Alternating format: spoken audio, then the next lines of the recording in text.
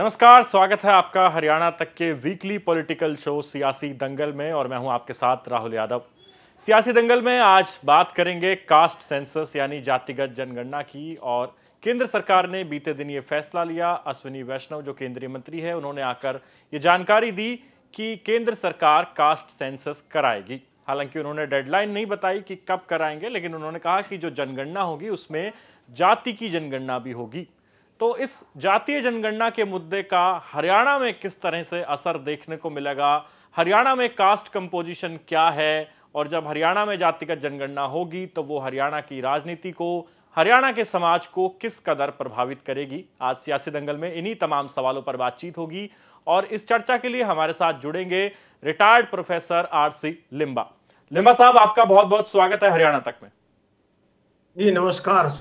तो आपने कल देखा प्रोफेसर साहब जिस तरीके से केंद्र सरकार ने घोषणा की है, तो पहले तो मैं चाहूंगा कि आप एक इंट्रोडक्शन दे दें हमारे दर्शकों को कि आप किस कदर इस फील्ड में काम कर रहे थे, क्या आपकी ऑर्गेनाइजेशन है, और ये जो पूरा संघर्ष था आपका कल जब इस पे केंद्र सरकार ने हरी झंडी दिखाई है, तो किस तरह का आप लोग धन्यवाद करते हैं, क्या रिस्पॉन्स है आप लोगों का?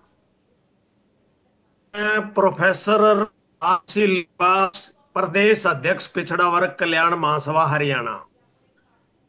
हमारा ये एक पहला हरियाणा का संगठन है जो रजिस्टर्ड है और प्रदेश स्तर के ऊपर इसके मेंबर और फॉलोअर्स है। हमने 2017 में संगठन का जो है रजिस्टर्ड करवाया था और तब से लेकर के आज तक हमारा ये संगठन हर डिस्ट्रिक्ट हेडक्वार्टर के ऊपर है जो अपनी उपस्थिति दर्ज करवाई हुई है। बेसिकली हमारा संघर्ष शुरू हुआ था, इस बीजेपी सरकार ने 2018 के अंदर जो हमारा रिजर्वेशन था उसको आर्थिक आधार पर कर दिया था। 6 lakh all source of income कर दिया था, जबकि जो आरक्षण है वो आर्थिक आधार पर नहीं बल्कि सामाजिक और शैक्षणिक पिछड़ेपन के आधार पर होता था। तो इस लड़ाई को हमने पहले हाई कोर्ट के अंदर चैलेंज किया, उस नोटिफिकेशन को वहां हम जीते। सरकार हम हाई कोर्ट के निर्णय के खिलाफ सुप्रीम कोर्ट में चली गई। फिर हम भी 2019 में सुप्रीम कोर्ट में चले गए और 2024 के अंदर ये फैसला आया, हमारे पक्ष के अंदर आ गया 2023 को। और सरकार ने फिर भी लागू नहीं किया, उन्होंने उसको तोड़ मरोड़ के पहले जैसा ही रख दिया, 6 लाख आउटसोर्स को।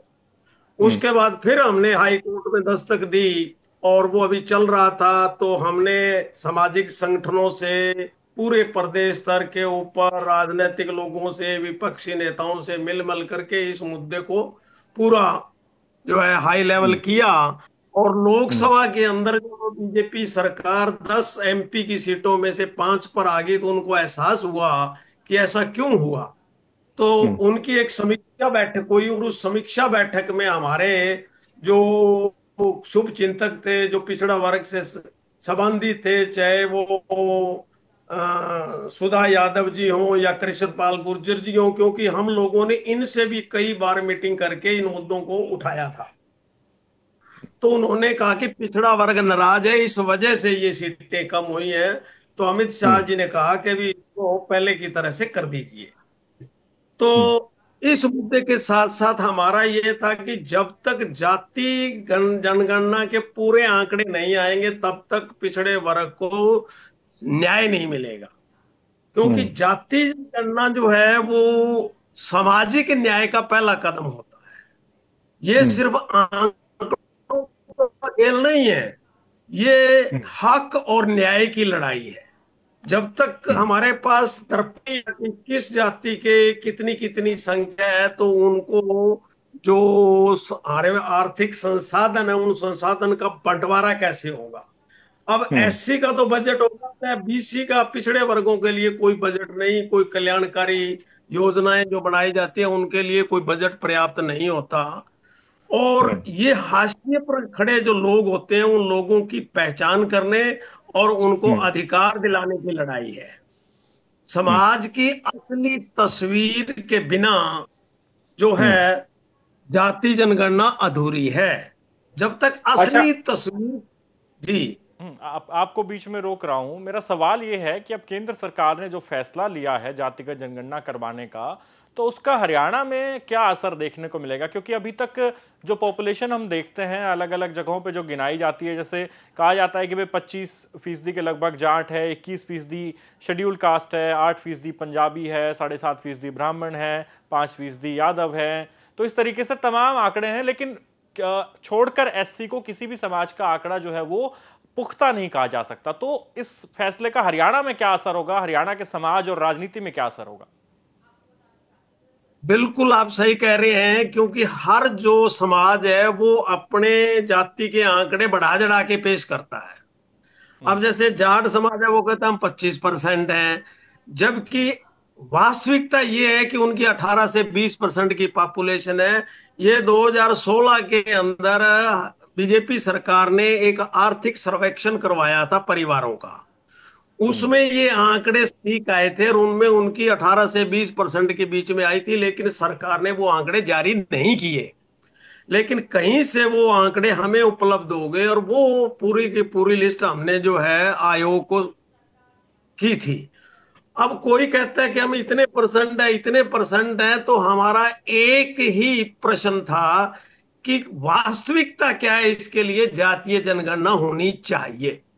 अब हम कहते हैं कि हरियाणा में अति पिछड़ा वर्ग जो है वो 33% के करीब है, और जो पिछड़ा वर्ग बी है वो हम 13% से लेके 15% तक मानते हैं। तो हमारी हरियाणा के अंदर 48% जो है वो पिछड़ा वर्ग की आबादी है।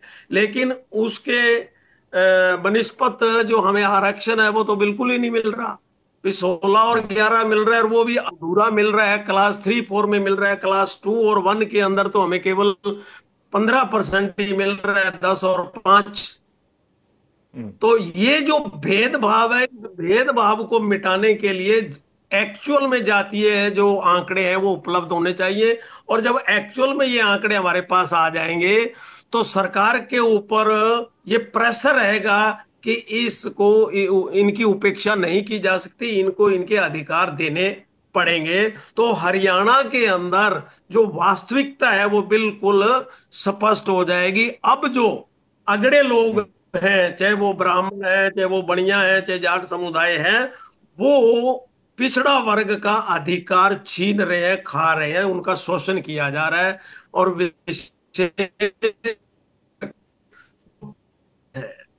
मैं आपको यहां पर बताना चाहूंगा कि एजुकेशन में, हायर एजुकेशन की अगर बात करें, तो चाहे वो मेडिकल कॉलेजेज हैं, यूनिवर्सिटीज हैं, सेंट्रल यूनिवर्सिटीज हैं, गवर्नमेंट कॉलेज हैं, गवर्नमेंट एडेड कॉलेज हैं, इनके अंदर 3 मुख्य पद होते हैं: असिस्टेंट प्रोफेसर, प्रोफेसर और एसोसिएट प्रोफेसर।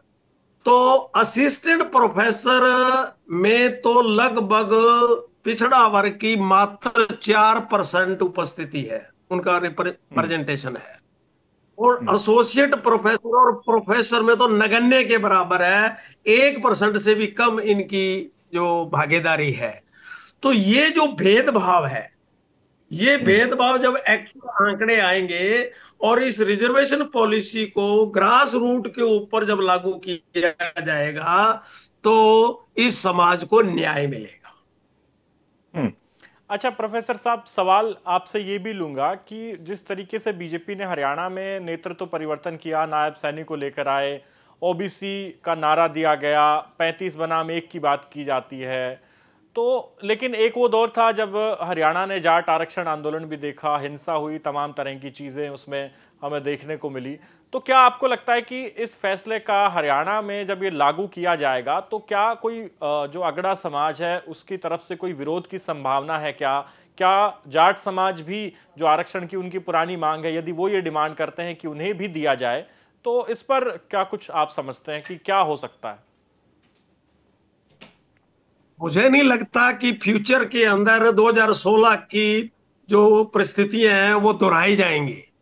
इस समाज को ये पता लग गया कि जो हाशिए पर खड़े लोग हैं उनको अगर साथ लेके नहीं चलोगे तो तुम दोबारा से सत्ता में नहीं आ पाओगे। 2016 का जो एपिसोड है इस जाति विशेष के लिए बड़ा घातक सिद्ध हुआ है, और ये इनको बहुत बाद में जाके समझ में आया है इस समाज को। हम्म। तो अगर ये सही ढंग से जातीय आंकड़ा और समयबद्ध तरीके से किया जाए और इसको सही ढंग से इम्प्लीमेंट किया जाए, तो मुझे नहीं लगता कि हरियाणा के अंदर कोई वर्ग विभेद या जाति विभेद उत्पन्न होगा। अगर होगा तो थोड़ा बहुत वो उन्हीं के लिए घातक सिद्ध होगा हम्म। जो ये लोग इसका विरोध करेंगे। क्योंकि अच्छा, एक जो मंडल कमीशन जब मंडल कमीशन जी लागू हुआ था, तो पिछड़े वर्ग के लोगों को ही इन्होंने उकसा करके आपस में और आगे कर दिया, और आप पीछे चले गए। और 2016 के अंदर जो इन्होंने किया, तो वो भी एक सोची समझी राजनीतिक कोई साजिश थी, जिसके कारण पूरा हरियाणा जल गया। अब उसमें मैं किसी पार्टी का नाम नहीं लूंगा, उसमें सारी जो पार्टियों के अगड़े जो लोग थे, वो उनकी एक साजिश थी, भी इनको आपस में बांट करके और राजनीतिक लाभ लिया जाए। हम्म। जी। अच्छा, एक बात ये भी देखी हमने कि इस बार के चुनाव से पहले जिस तरीके से दलित जो आरक्षण है उसमें सब कैटेगराइजेशन किया भारतीय जनता पार्टी ने हरियाणा में, डीएससी और एससी जो बांट दिया 10-10% दोनों का, तो क्या ओबीसी समुदाय इस पूरे मामले को लेकर एकजुट है, या फिर उसके अंदर भी इस तरह के जो है भेदभाव देखे जा सकते हैं कि कोई एक खास ग्रुप है? वो कई बार चर्चा होती है कि भाई ओबीसी में तो यादव ज्यादा कोटा ले जा रहे हैं या कोई और बिरादरी ज्यादा कोटा ले जा रही है, तो उसमें भी इस तरह का टकराव देखने को मिल सकता है क्या? नहीं, ऐसा मुझे नहीं लगता, क्योंकि ऐसा है कि मैं कहता हूं सामाजिक न्याय तो तभी मिलेगा ना जो एक्चुअल में डिजर्व करता है। जो कुछ जातियां ऐसी होती हैं, गुमंतु कबीले हैं और हैं, वो एजुकेशन में पिछड़े हुए हैं, और एजुकेशन में पिछड़े हैं तो वो नौकरियों में बट नेचुरल है कि पिछड़े होंगे। तो उनको बराबरी का हक देने के लिए सब कैटेगराइज होता है, तो ये कोई माड़ी बात नहीं है। मैं अपने विचारों से मैं ये कहना चाहता हूं हम्म। कि अच्छा, एक जिनको नौक लाभ हो। जी, जी। आप अपनी बात पूरी करिए जी। हाँ, मतलब क्या है कि कभी जातियां बहुत हैं। जैसे पिछड़े वर्ग के अंदर नेशनल लेवल के ऊपर ले तो 2,500 के करीब जो मंडल कमीशन ने रिकमेंडेशन किया था, 2467 जातियां हैं। वो सारी की सारी एक समान तो नहीं है। उनके अंदर कुछ तो ऐसी हैं जो एससी कैटेगरी जाने वाली होती है। अगर वो बीसी में रहेंगी तो बीसी में जो फॉरवर्ड लोग हैं, तो वो बट नेचुरल है कि उसका फायदा उठाते हैं, क्योंकि वो शिक्षित हैं, समर्थ भी होते हैं दूसरों की तुलना में। तो इसलिए कि भी इसका कोई ज्यादा विरोध होगा नहीं होगा। अच्छा, एक नौकरियों पर आऊंगा, और एक डेटा है प्रोफेसर साहब। डेटा 2016 में जब ये जाट आरक्षण आंदोलन चल रहा था, तो हरियाणा बैकवर्ड क्लास जो कमीशन है उन्होंने ये रिपोर्ट मंगाई, तो सरकार ने रिपोर्ट दी, और डेटा कहता है कि जो अलग अलग समुदाय है उनकी नौकरियों में भागीदारी पर, तो क्लास 1 की अगर बात करूं तो इसमें इस डेटा के मुताबिक जाट समाज की 24.48% हिस्सेदारी है, क्लास 2 में जाट समुदाय की 30% के लगभग है, क्लास 3 में 31 और क्लास 4 में 14%, यानी टोटल उनका आता है 28.28%। और इसी तरीके से अगर बीसीए की बात कर लें तो उनका 14.57% है, बीसीबी 12.5%, एससी जो है वो 20.99% है, और अन्य बच जाते हैं वो 21% है। तो जो नौकरियों का मामला है प्रोफेसर साहब, इस पर हरियाणा में बहुत बहस होती है। तो ये जब लागू होगा, यानी कि इस जाति जनगणना के बाद जो आंकड़े आए, तो आपको लगता है कि जो रिजर्वेशन की कैप है उसमें बढ़ोतरी हो सकती है और फिर इसका असर हमें इन नौकरियों में भी देखने को मिलेगा? बिल्कुल।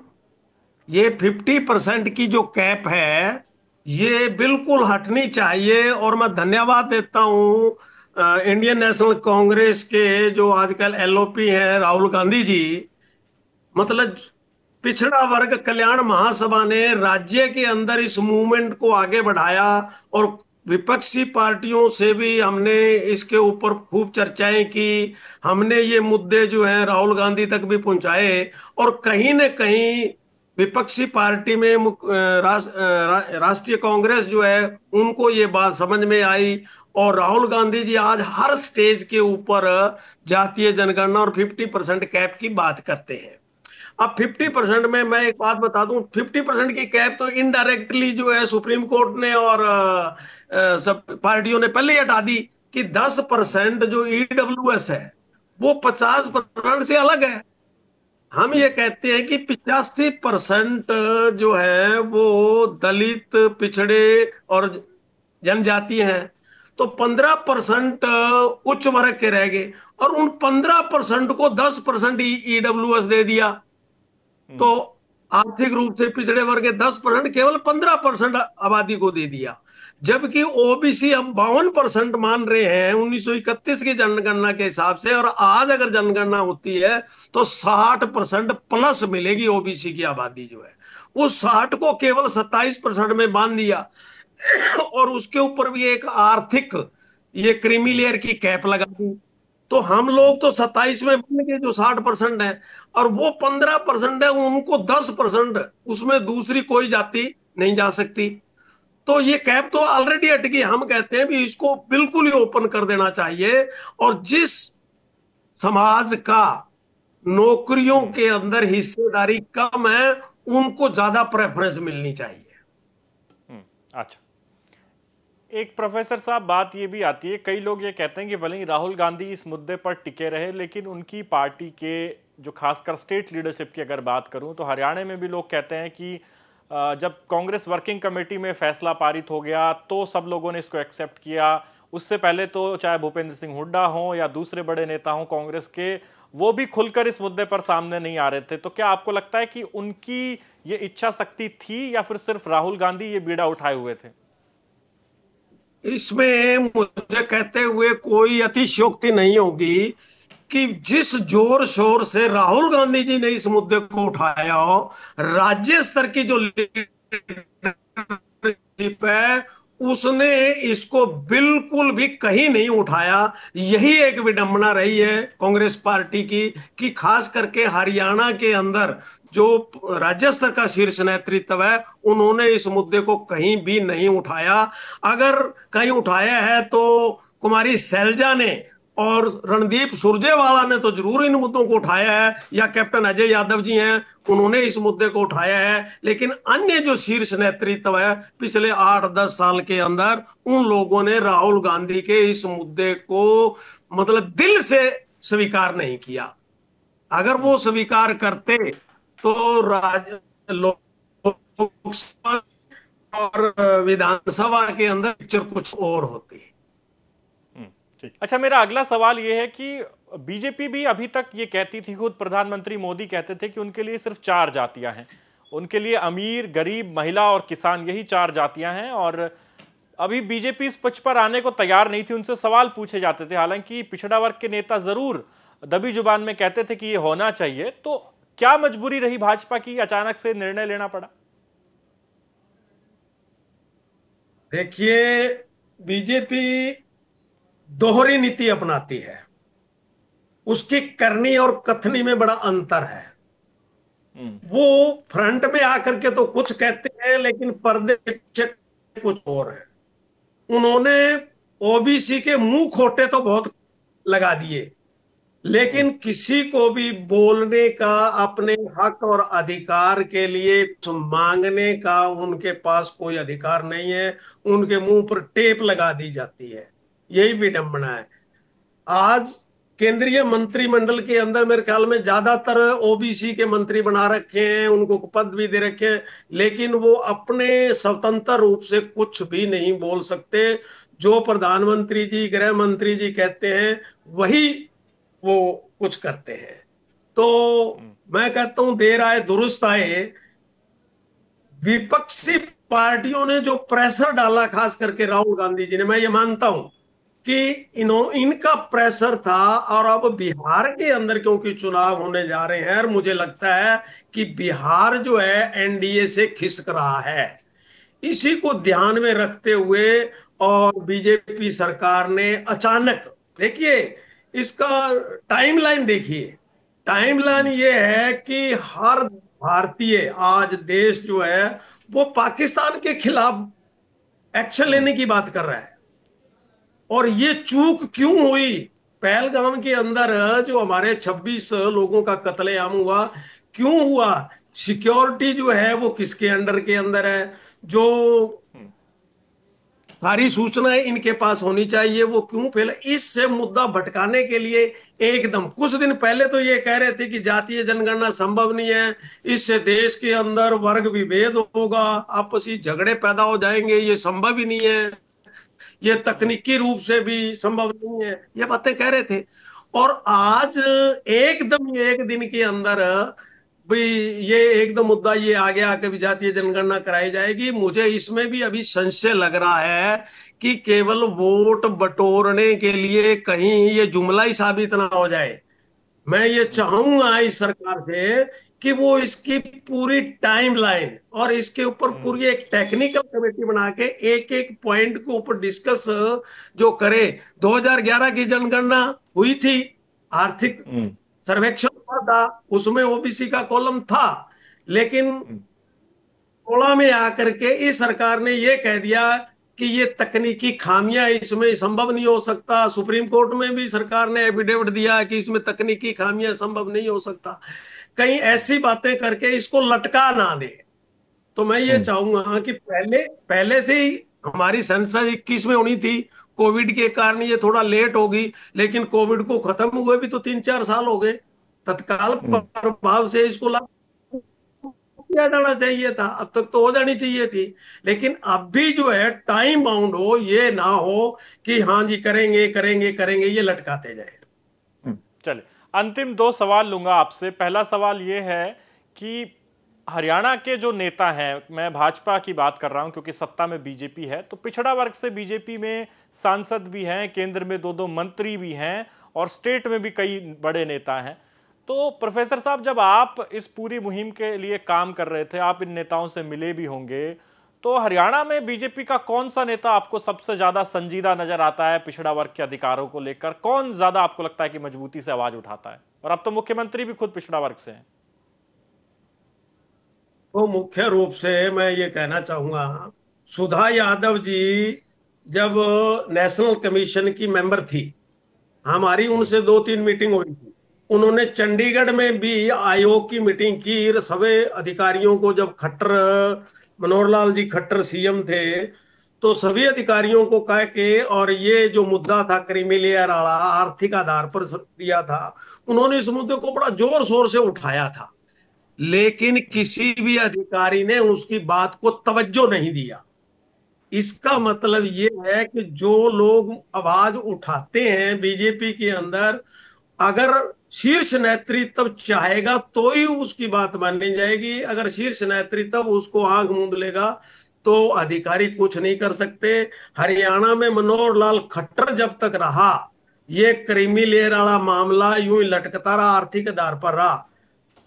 माननीय नायब सिंह सैनी जी जब मुख्यमंत्री बने, और इससे पहले जब इनके बीजेपी के अध्यक्ष बने थे, प्रदेश अध्यक्ष था, तो हमारा डेलीगेशन कुरुक्षेत्र में इनसे मिला, इनको एक एक बात समझाएगी। हर मुद्दे के ऊपर जो 14 सूत्री महासभा एक प्रोग्राम लेके गई थी, भी ये पिछड़ा वर्ग के कल्याण के लिए आप ये चीजें करवाइए, तो उन्होंने हाँ भरी थी, उनके संज्ञान में था। जैसे सीएम बने तो एक बार फिर हमने उनके समक्ष ये मुद्दा रखा, तो हमने सबसे पहले यही कहा था कि ये बड़ा नुकसान हो रहा है पिछड़े वर्ग का, और ये जो क्रीमी लेयर का मामला है ये आप इसको सॉल्व कीजिए, तो उनके संज्ञान में था। और जैसे इनकी समीक्षा बैठक हुई अमित शाह जी के साथ, वहां कुछ पॉजिटिव रिस्पॉन्स हुए, वहां सुधा यादव जी भी थी, उन्होंने इसको प्रमुखता से उठाया। तो मैं ये मानूंगा, चाहे वो सुधा यादव जी हो और चाहे आज नायब सिंह सैनी हो, देखो कोई भी पिछड़े वर्ग का उसके पास पावर आएगी तो वो प्रत्यक्ष अप्रत्यक्ष रूप से उस वर्ग का भला होगा ही होगा। मैं यहाँ एक बात और क्लियर करना चाहूंगा कि जब तक इस वंचित समाज को राजनीति के अंदर हिस्सेदारी नहीं मिलेगी, उसको न्याय नहीं मिलेगा, नहीं मिलेगा। अब चल। आपने प्रश्न किया था कि जो 2016 के आंकड़े थे कि जाट समाज के जो है वो 24% है या इतने में, ये कहना चाहूंगा आंकड़े बताते हैं, उसमें एक पोस्ट होती है डीएसपी की। और हरियाणा के अंदर जितने डीएसपी थे वो मेरा आंकड़ा मेरे सामने नहीं है, 133-34 का करीब था टोटल। उनमें से 64 के करीब जो डीएसपी थे वो अकेले जाट समाज के थे। ऐसा क्यों? क्योंकि हरियाणा में ज्यादातर जो मुख्यमंत्री रहे हैं वो इसी समाज के रहे हैं। तो जिस समाज का राजनीति के अंदर नेतृत्व होगा उस समाज को कुदरती तौर के ऊपर ज्यादा फायदा मिलता है। तो आज बीजेपी के अंदर हरियाणा में पिछड़े वर्ग का मुख्यमंत्री है, तो मतलब प्रत्यक्ष अप्रत्यक्ष रूप से जो भी कुछ होता है कल्याणकारी नीतियां, कुछ ना कुछ तो बैकवर्ड के पक्ष में होता ही होता है। जी चल, आखिरी सवाल है सर मेरा आपसे, और आखिरी सवाल मैं लूंगा जो बात कह रही है कि अब भाई राहुल गांधी या लालू यादव ये लिख रहे हैं कि जातिगत जनगणना का फैसले का हम स्वागत करते हैं, लेकिन जल्द से जल्द इसको लागू किया जाए, यानी कि सेंसस हो, उसके आंकड़े आए। फिर वो उससे आगे 2 स्टेप आगे की बात कर रहे हैं। वो कह रहे हैं कि अब पिछड़ा वर्ग के लिए सीटें आरक्षित की जाएंगी विधानसभा लोकसभा में, और साथ ही फिर प्राइवेट संस्थानों में भी रिजर्वेशन की बात की जा रही है। लेकिन इसके खिलाफ जो लोग हैं वो दलील देते हैं कि ये तो ब्रेन ड्रेन हो जाएगा, मेरिट का फिर क्या मतलब है अगर प्राइवेट में भी आप रिजर्वेशन ले आएंगे। तो आपको लगता है कि ये जो 2 और फैसले हैं, सीटें आरक्षित करना और प्राइवेट संस्थानों में रिजर्वेशन, ये संभव है क्या आने वाले भविष्य में? आप देखते हैं कि राजनीति इस दिशा में भी जाएगी और ये फैसले भी होंगे? देखिए, जो 15% उच्च वर्ग है, स्वर्ण वर्ग जिसको हम कहते हैं, देखो आर्थिक संसाधनों के ऊपर उन 15% लोगों का कब्जा है। अब वो ब्रेन ड्रेन की अगर बात करते हैं तो आज जितने भी प्राइवेट मेडिकल कॉलेजेस हैं उनके अंदर जो कैपिटेशन लाखों करोड़ों रुपया दे करके कैपिटेशन फीस भर के जो लेते हैं, तो लोगों के स्वास्थ्य से, जिंदगी से खिलवाड़ वो करते हैं, या जो मेरिट के ऊपर जाकर के वंचित समाज के लोग पहुंचते हैं, जो वंचित समाज के लोग जाते हैं वो मेहनत करके और वो योग्यता हासिल करते हैं, तो वो खिलवाड़ कैसे करेंगे? ये बिल्कुल गलत है। मैं माननीय राहुल गांधी जी, लालू यादव जी, इनकी बात को पूर्णतया उनकी बात से सहमत हूं। पिछड़ा वर्ग कल्याण महासभा ने यह मुद्दा उठाया था कि राज्यसभा में, विधानसभा में, लोकसभा में भी आबादी के अनुपात में पिछड़ा वर्ग को रिजर्वेशन दिया जाना चाहिए, और पंचायत से लेकर के और लोकसभा तक ये रिजर्वेशन होना चाहिए, और 50% की कैप हटानी चाहिए। तो मैं तो एक महासभा पिछड़े वर्ग का होने के नाते राहुल हमारी आवाज इस मुद्दे को उठा रहे हैं, लालू जी कह रहे हैं, और वो ये भी उन्होंने कहा है लालू जी ने कि ये कहीं जुमला ही ना हो जाए, इसको हकीकत में जो है लाना पड़ेगा। और राहुल जी ने कहा है कि इसके लिए बिल्कुल टाइम बताए कि ये कब तक हो जाएगा और इसका क्या पैटर्न रहेगा, हमें बताया जाए। तो सरकार को इसके ऊपर बिल्कुल ट्रांसपेरेंसी रखते हुए ये जनता को बताया जाना चाहिए कि भी आर्थिक जनगणना इस समय तक होगी और इस पैटर्न के ऊपर होगी, ताकि लोग अपनी कास्ट को बताते समय उनमें कोई अनभिज्ञता ना हो, अज्ञानता ना रहे, वो पहले से सचेत रहे और वास्तविकता एक दर्पण हमारे सामने आ जाए। प्राइवेट संस्थानों में आरक्षण की बात रहेगी लास्ट जी। प्राइवेट संस्थानों में बिल्कुल, क्योंकि सरकार तो जितने भी सरकारी संसाधन थे, इंस्टीट्यूशन थे, उनको प्राइवेट करती जा रही है, और प्राइवेट करती जा रही है तो वहां जो सरकारी सेवाएं हैं वो तो खत्म होती जा रही है। सरकारी सेवाएं, नौकरियां खत्म होती जा रही हैं, और प्राइवेट सेक्टर में रिजर्वेशन ना होगा तो फिर ये समाज कहां जाएगा? इसलिए आर्टिकल 45 ये कहता है, उसमें एक्ट में है, कानून है कि निजी संस्थाओं में भी आरक्षण होना चाहिए, लेकिन आज तक किसी सरकार ने नहीं किया। तो अब इसको लागू किया जाना बहुत जरूरी हो गया है। जी ठीक है प्रोफेसर साहब, आपने समय दिया और इस चर्चा में हमारे साथ जुड़े, आपका बहुत बहुत धन्यवाद। तो प्रोफेसर, रिटायर्ड प्रोफेसर लिम्बा हमारे साथ थे, उनसे बातचीत की, हमने समझने की कोशिश की कि जो कास्ट सेंसस का मुद्दा है जिस पर केंद्र सरकार ने कल मोहर लगाई है, तो जब ये कास्ट सेंसस होगी तो हरियाणा की सोसाइटी पे, हरियाणा की राजनीति पे इसका क्या असर पड़ेगा। तो कई महत्वपूर्ण बिंदु इस चर्चा में निकलकर सामने आए, जिसमें हमने डिस्कस किया कि जो बीजेपी के नेता है वो कौन नेता थे जो ये चाहते थे कि ये चीजें लागू हो, जिन्होंने ज्यादा प्रयास किया इसके लिए।